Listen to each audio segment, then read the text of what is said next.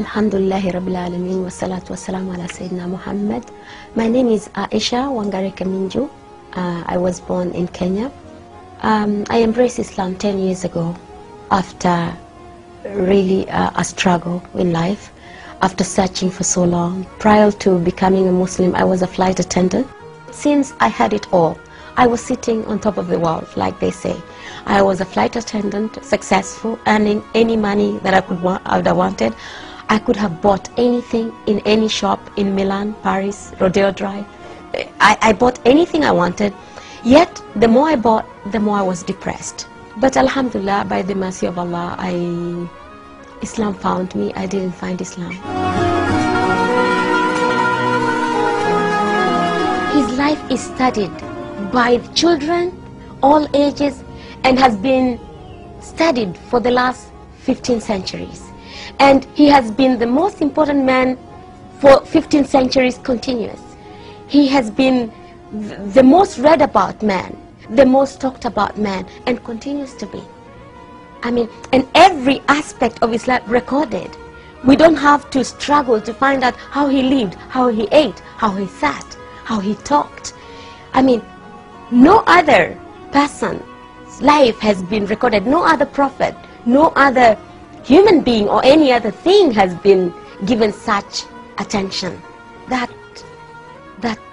And subhanallah, it would be difficult to choose what part of Prophet Muhammad to talk about.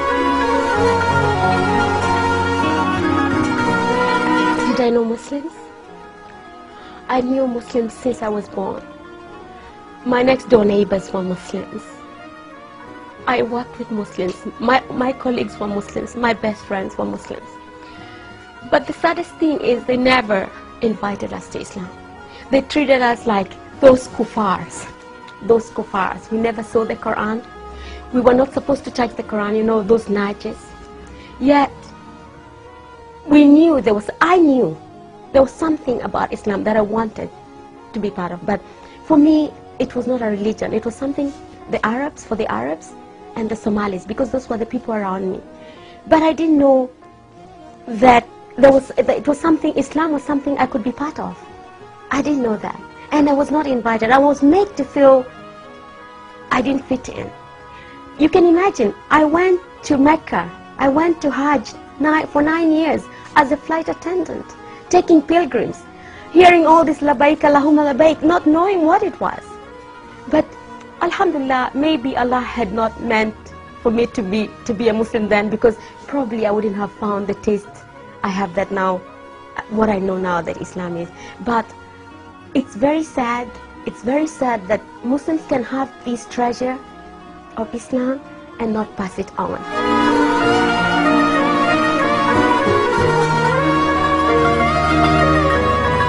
Before being a Muslim, he was just a man, an Arab man, a crazy man who went around with a sword in the hand and probably threatening everybody to chop off their heads if they...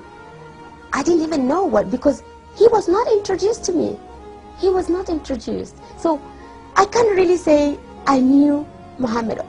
The only thing I knew about Muhammad, we had to know this thing about 622 and the Hijrah to pass our exams.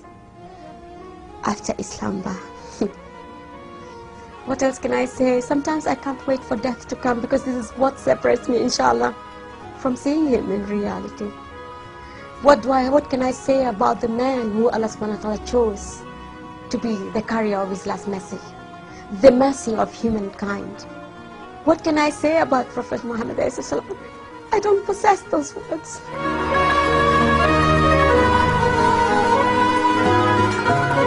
It's not too late. It's not too late just to open their eyes, to look at the world, to look at Islam is the hot topic. Take the advantage. Take the advantage and give the message. Deliver the message. We have to deliver the message. Bilfa'al, by actions. Because we don't have a lot of time. And how can anyone hope to have the intercession, the intercession of Prophet Muhammad when he ignored him in dunya? We really can hope that on the On Yawm al-Qiyamah, we will be able to walk with him in the Sirat when we did nothing for him in dunya. It's very simple mathematics.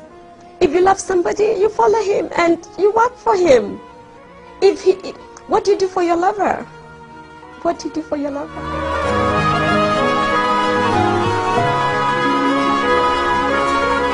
If I didn't die or faint and die, I'll tell him not to be sad. Not to be sad that the Muslims are in such deep sleep, in such deep slumber, did not understand him, and to make dua for us, the Muslims, to wake up and understand the message and work for it, and emulate him, and give the message to the world, and just let everybody know who this man is.